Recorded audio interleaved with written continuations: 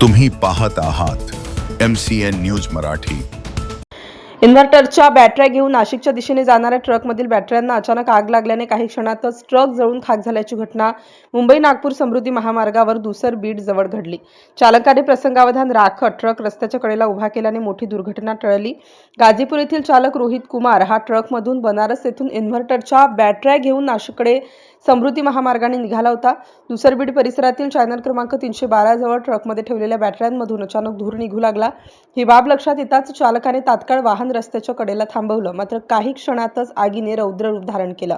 घटनेची माहिती मिळताच समृद्धी महामार्ग पोलीस तातडीने घटनास्थळी दाखल झाले। यावेळी तात्काळ समृद्धी महामार्गावरील अग्निशमन दलही तातडीने दाखल झाले आणि आग विझवण्याचा प्रयत्न केला, मात्र आगीने रौद्र रूप धारण केल्याने ट्रकमध्ये असलेल्या बॅटरीसह ट्रकचे मोठे नुकसान झाले आहे। MCN न्यूज मराठीकरिता भूषण शेटे, लोणार।